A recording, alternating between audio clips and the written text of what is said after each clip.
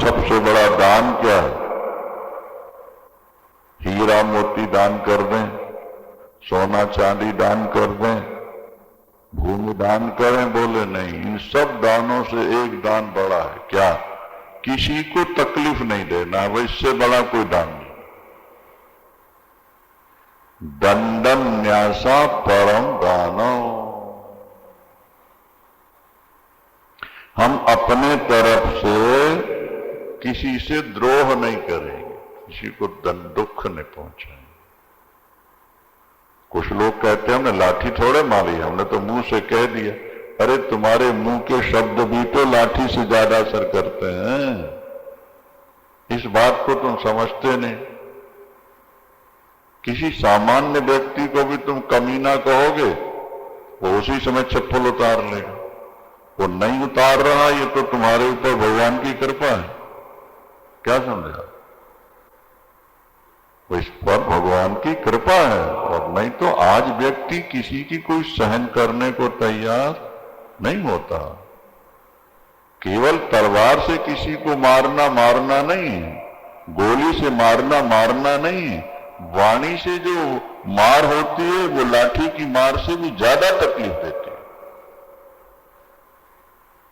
एक बात और समझो, पंडित की पत्नी को पंडितानी कहते हैं और डॉक्टर की पत्नी को डॉक्टरानी कहते हैं। नहीं आ रही बात समझ? ऐसे ही है ना? तो नाग की पत्नी को नागिन कहते हैं, तो फिर बाण की पत्नी को बाणी कहते हैं। बाण की पत्नी को वाणी कहते हैं। धनुष से निकलने वाला जो बाण है ना, उसकी पत्नी कौन सी है? वाणी, जिह्वा, ये बाण की पत्नी। तथारि भिर्ना निश्चिते श्लैर्मुखम, वहां लिखा हुआ व्यथते श्लैर्मुखम। बोले बाण से निकला, धनुष से निकला हुआ बाण सामने वाले को उतनी पीड़ा नहीं पहुंचाता जितना वाणी से निकला हुआ शब्द सामने वाले को पीड़ा देता। इसलिए किसी से द्रोह न करना, किसी को कड़वा न बोलना, किसी का बुरा न सोचना, शरीर से किसी को तकलीफ न देना, इससे बड़ा दान दुनिया में कोई है ही नहीं भगवान के। अब तुम रोने लगते हो, महाराज हम गरीब हैं, पैसा होता तो हम भी दान करते, तो हम भी मंदिर बनवा देते, हम भी 2-4 कमरे बना के रह। नहीं, ये रोना तुम्हारा पागलपन। तुम अपनी वाणी से किसी को कड़वा नहीं बोलते। क्या? तुम अपने तरफ से किसी को दंड नहीं देते, किसी की निंदा और चुगली नहीं करते। तुमसे बड़ा कोई दानी नहीं होगा दुनिया। पैसे का दान नहीं है। किसी से द्रोह न करना ये सबसे बड़ा दान। दंडन न्यासा परम दानो, सबसे बड़ा दान। हीरा मोती, सोना चांदी, जमीन भूमि, स्वर्ण दान, सबसे बड़ा दान क्या समझा? अब सिंगला जी आते हैं, सारे लोग खुश हो, कितना मीठा बोलते हैं, किसी के साथ इनका वो नहीं। इतना रुपया भगवान ने दिया, इतनी योग्यता दी, लेकिन छोटे से भी वैसे प्यार से और बड़ों से भी वैसे प्यार से। ठीक है भाई, गलत है बोलो। हाँ, जो सामने आता है प्यार से बोलना सीखो। किसी को तकलीफ नहीं देना, इससे बड़ा कोई दान नहीं। और तप, दुनिया का सबसे बड़ा तप क्या है? बोले वासना से छुट्टी पालो, इससे बड़ा कोई तप नहीं। काम त्यागः तपस्मृतम्। भगवान कृष्ण कहते हैं, काम का त्याग कर देना तप है। काम शब्द दो अर्थों में प्रयुक्त होता है। एक तो कामनाओं का त्याग करना और दूसरे काम का त्याग। वासना को भी काम कहा और कामनाओं को भी काम कहा शास्त्रों में। समस्त कामनाओं का त्याग कर देना सबसे बड़ा तप है।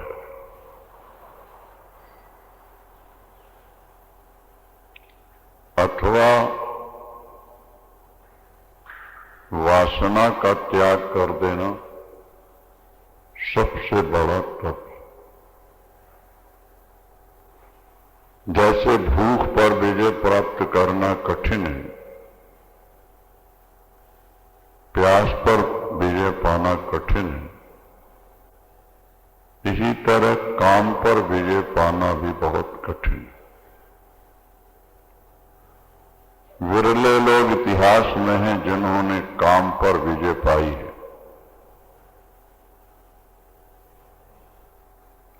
और जिन्होंने काम पर विजय पाई उन्होंने मौत को जीत लिया।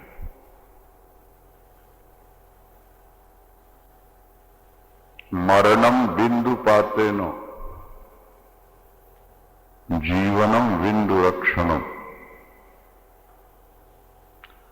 धातु का पतन यही मौत है और धातु का संरक्षण यही अमरता है, ऐसा शास्त्र कहते हैं।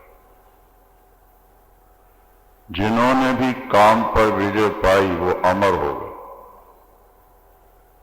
भीष्म पितामह ने काम पर विजय पाई, वो इच्छा मृत्यु हो गए। जब चाहेंगे तब शरीर छूटेगा।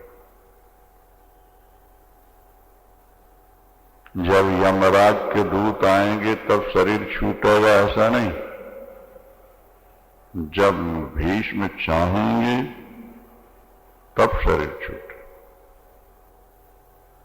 उन्होंने मृत्यु का वर्ण किया है, अन्यथा वो मर नहीं सकते थे। और इन्हीं योद्धाओं पर विश्वास करके दुर्योधन ने पांडवों से टक्कर ली थी।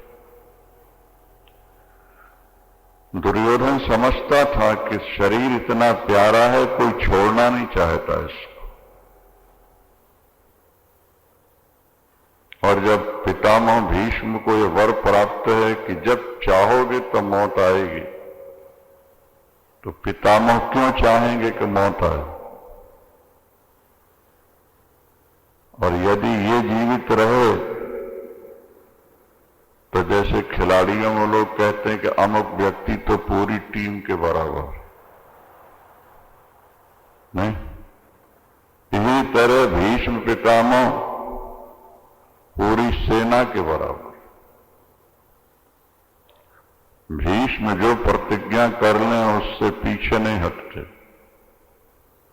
उसे पूरा करके ही रखते, छोड़ते हैं। ये तो भगवान की एक नीति थी कि भीष्म को शरीर छोड़ना पड़ा।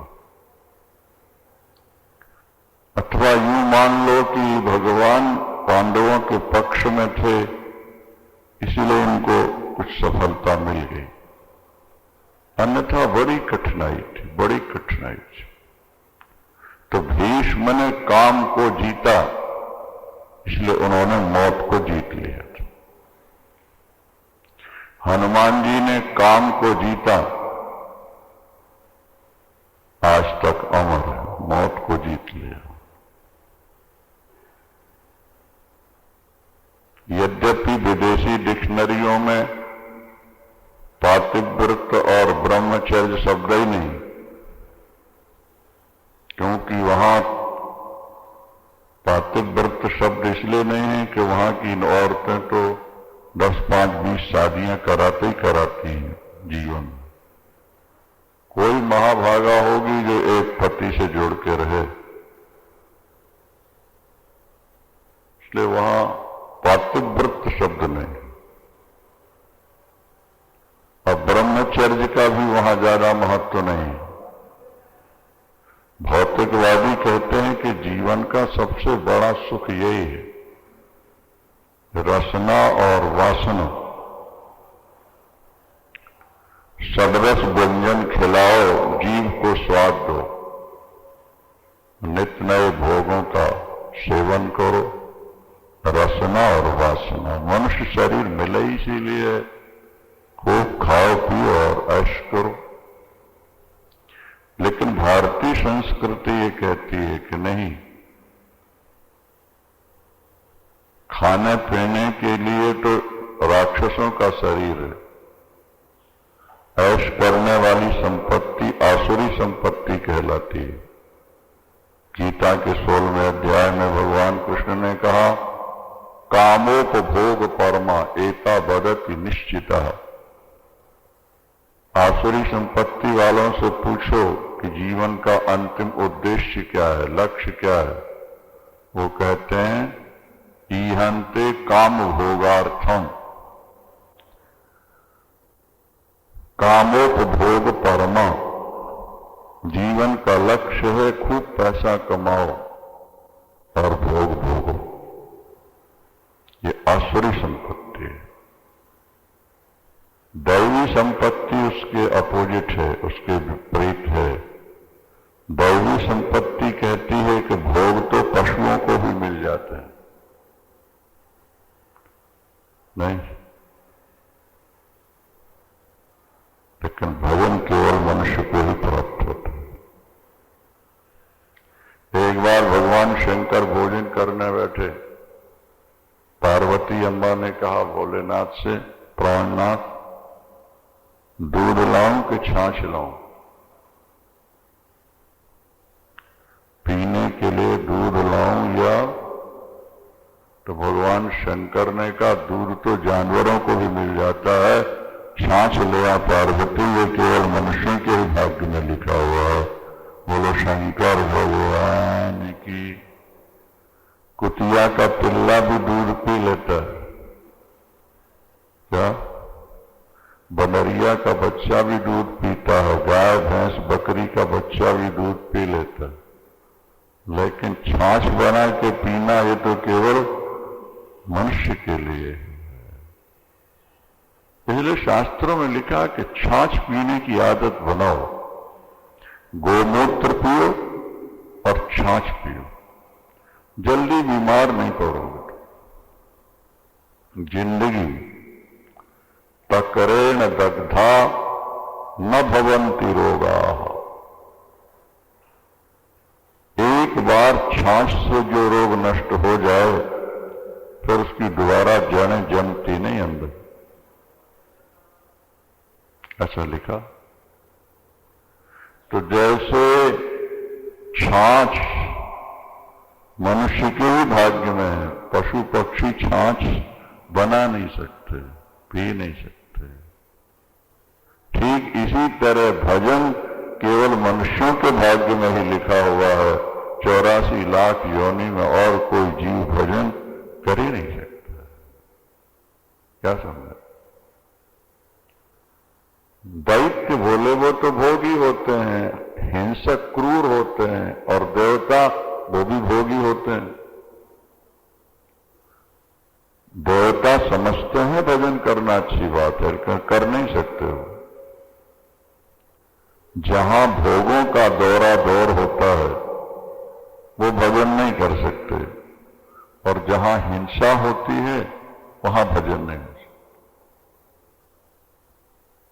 भोग राजसी है और हिंसा तामसी है, और भजन सात्विक है। जो भोगों का स्वाद लेना चाहता है या ले रहा है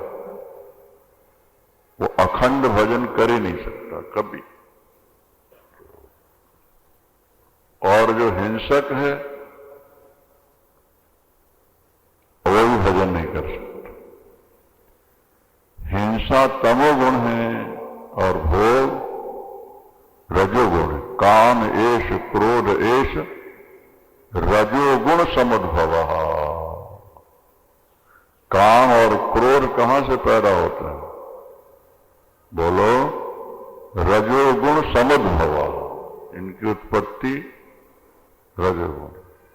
और हिंसा, क्रूरता और कठोरता ये तमोगुणी वृत्ति है। और भजन ये सात्विक वृत्ति है। अगर कोई व्यक्ति हरिद्वार, वृंदावन, काशी जाकर भी भजन नहीं कर पाता तो समझ लो उसके अंदर अभी रजोगुण या तमोगुण है। क्या? काशी आपसे भजन नहीं कराएगी, हरिद्वार आपसे भजन नहीं कराएगा, आपका सतोगुण आपसे भजन कराएगा। यदि आपके अंदर सतोगुण है तो आप अपने शहर में बैठे हो तो भी भजन होता रहे, और यदि आप में सतोगुण नहीं है तो वृंदावन, हरिद्वार, काशी में रहकर भी आप भजन नहीं कर सकते। माने किसी तीर्थ में जाने से तीर्थ भजन नहीं कराएगा। हमारे साथ सदा रहने वाले हमारा जो सतोगुण है वो भजन कराए।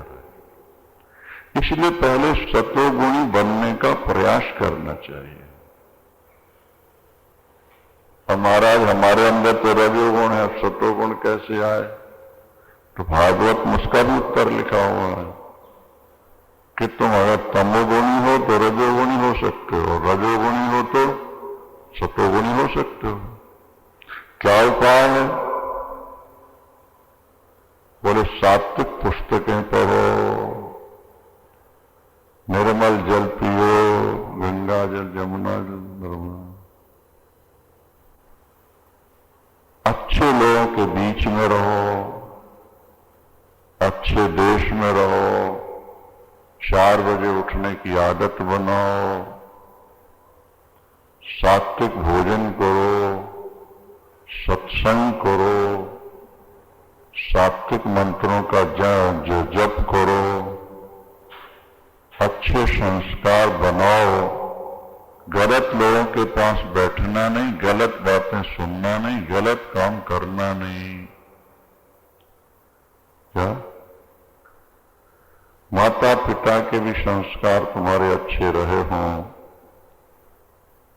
अगर इन नियमों का तुम निर्वाह कर सकते हो तो तुम्हारा रजोगुण दब जाएगा, सतोगुण उभर आएगा। और हृदय सतोगुणी हो गया तो तुम भजन किए बिना रह नहीं सकते। तुम्हें दूसरी बातें अच्छी लगेंगी नहीं। क्या समझा? हमारे गुरुदेव श्री करपात्री जी महाराज काशी में बहुत बड़ा आश्रम हो, इस आश्रम से भी बड़ा हो। कमरे तो कम है लेकिन जगह बहुत।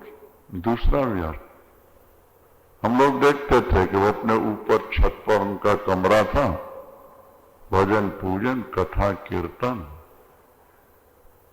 ऐसा लगता है जैसे कि अतिथि रह रहा, मतलब वहां के कार्य में कोई दखल देने नहीं, जो हो रहा ठीक है हो रहा हो। भजन नहीं छूटे। उन्होंने कायाकल्प कराई। एक कायाकल्प का प्रयोग था श्रुतधर, एक बार सुने तो याद हो जाए, ऐसा कोई प्रयोग है आयुर्वेद में। शरीर नया बन जाता है 9 महीने में, उसको पूरे 9 महीने लगते हैं। 3 परकोटों वाली एक कुटिया बनती है और केवल गाय का दूध और पुनर्नवा एक जड़ी है उसका तेल पीना होता है। फिर नाखून भी निकल जाते हैं, बाल भी झड़ जाते हैं, शरीर सूख के फिर नया बनता है। उसमें 9 महीने का समय लगता है। बूढ़ा जवान हो जाता है, कायाकल्प कहते हैं। और श्रुतधर हो जाता है। श्रुतधर का मतलब एक बार सुना याद। टेप रिकॉर्ड कैसेट की तरह सब अंकित होता। तो वो प्रयोग चला उनका। अब समस्या आ गई, एकादशी आई, एकादशी को पानी भी नहीं पीते और दवा बीच में बंद नहीं होनी चाहिए। जो वैद्य थे वहां के राज वैद्य, उन्होंने कहा स्वामी जी एकादशी को दवा तो लेनी पड़ेगी, एक दिन भी दवा छूट गई। उन्होंने कहा शरीर रहे या जाए, क्या सफल हो या न हो, मैं एकादशी को जल भी ग्रहण नहीं किया। अब वो प्रयोग सफल नहीं हुआ। उन्होंने कहा नहीं हो कोई बात, हम शरीर के लिए नहीं हैं, हम तो भगवान के लिए हैं। शरीर छूट जाए कोई बात नहीं, हमारा भगवान नहीं छूटना चाहिए। देखो सत्वगुण, हम और आप जरा सी बात में कह देते हैं नहीं भाई कोई बात, चलो नहीं। सतोगुणी व्यक्ति सब कुछ छोड़ सकेगा, भजन नहीं छोड़ेगा। रजोगुणी व्यक्ति एक जगह बैठना चाहे ना, उसको घुटन होने लगे। अपने यहीं ऐसे लोग हैं, देखने में आते हैं, वो सारा दिन नाचते रहते हैं, कभी वहां कभी वहां कभी वहां कभी वहां। उनसे कह दो एक दिन तो बैठ जाओ तुम कमरे में। रजोगुण का स्वभाव चंचल होता है, वो एक जगह बैठने नहीं देता, वो लगातार भजन करने नहीं देता, वो मन में काम जगाएगा, वो क्रोध जगाएगा, वो लोभ जगाएगा। क्या? तमोगुण हिंसा प्रधान होता है, इसलिए वहां पे नहीं। तो देवता इतना समझते हैं कि हम कोई शुभ कर्म करके देवता बने और भजन कर लें तो हम भगवान को पा लें। वो कोशिश करते हैं लेकिन सफलता नहीं मिलती देवताओं को। ये काम केवल मनुष्य का है। काम को जीतना है। काम त्यागः तपस्मृतम्। रामकृष्ण परमहंस ने पहली रात में अपनी पत्नी को मां कह दिया, छुट्टी हो गई सारी जिंदगी। डोंगरे जी महाराज के बारे में कुछ ऐसे ही सुना है कि उन्होंने शादी के बाद भी संबंध स्थापित नहीं किया। पहले उन्होंने कहा कि 108 भागवत हम कर लें, फिर गृहस्थ जीवन स्वीकार करें, करदम ऋषि की तरह। जब 108 हो गए तो बोले अब 216 हो जाए तो फिर करेंगे, तो फिर 324 हो जाए तो फिर जिंदगी चली गई उनकी। संबंध बड़े कड़े नियम थे डोंगरे जी के। किसी स्त्री का कपड़ा भी छू जाए तो उस दिन भोजन नहीं करते थे, दूर से प्रणाम। वस्त्र का स्पर्श भी हो जाए स्त्री के, उस दिन फलाहार करते, अन्न नहीं खाते। काम जो है ये बहुत बड़ी ऊर्जा है मनुष्य के अंदर, बहुत बड़ी ऊर्जा है, शक्ति, पावर है। और जब उसका क्षरण हो जाता है तो बस ये रोटी कमा खा के सो जाने के काम का रहता, आगे इसके जीवन में विकास नहीं होता। हम कहा करते हैं कि जो गन्ना चरखी के अंदर से निकल गया वो आग में जलाने के काम आता है और किसी काम नहीं आता। बात समझ में आ रही है कि नहीं आ रही? आगे बोलो वृंदावन। जो गन्ना चरखी से पार हुआ उसका रस खत्म, अब तो वो आग में जलाने के ही काम आएगा और किसी काम नहीं। इसी तरह जिनके ब्रह्मचर्य नष्ट होते जा रहे हैं वो चिंता की आग में जलने के काम आते हैं और किसी काम नहीं आते। हमेशा चिंता की आग में जलते रहते जलते रहते जलते। फिर वो जीवन ऐसा हो जाता है कि बस रोजमर्रा का काम है, सुबह उठो, नहाओ, चाय बनाओ, पियो, नाश्ता बनाओ, खाओ, दफ्तर जाओ, दुकान जाओ, टिफिन पहुंच गया खा लो, 4 बजे चाय मिल गई, रात को आओ, खाना खाओ, विषयों का सेवन, सो जाओ। सुबह उठो फिर वही दिन मद रचनी सायं प्राता शिशिर वसंत पुनरायाता काला क्रीडति गच्छत्यायु तदपि न मुंचत्याशा पायु भज गोविंदम भज गोविंदम गोविंदम भजो मूढ़ मत। महाराज नारी की छाया पड़े तो सांप अंधा हो जाता है, सुना है कि नहीं सुना? आजकल नारियों को तो बहुत ऊपर उठाया जा रहा है, समानाधिकार और ऊपर अधिकार। लेकिन शास्त्र कहते हैं कि नारी की छाया पड़ जाए, गर्भवती नारी की छाया सांप पर, तो बोलो नारी की छाया पड़े अंधा हो भुजंग। भुजंग किसको कहते हैं? सांप को। नारी की छाया पड़े अंधा होए भुजंग, और रहीमन तिनकी कहा गति जो सदा नारी के संग, जो सदा नारी के संग। छुट्टी तुसी चलो तो असी चलेंगे, नहीं तो असी भी नहीं जा रहे। क्या जानना है? पर जहां जाएंगे जोड़ा, सारस का जोड़ा होता है ना, वो साथ ही साथ चलता है। एक सारस पक्षी होता है, वो अकेला नहीं रहता, पति पत्नी का जोड़ा ही रहता है। तो ये तो जोड़ा ही जोड़ा है, पता नहीं कब तक जुड़े रहेंगे। काम त्याग तपस्मृतम, काम का त्याग कर देना, इससे बड़ा और कोई तप नहीं। काम पर विजय तो पाना चाहते हैं लेकिन सफल नहीं हो रहे, इसलिए कि तुम्हारा खान पान गलत है और तुम सदा साथ रहते हो, इसलिए तुम सफल नहीं हो पा रहे।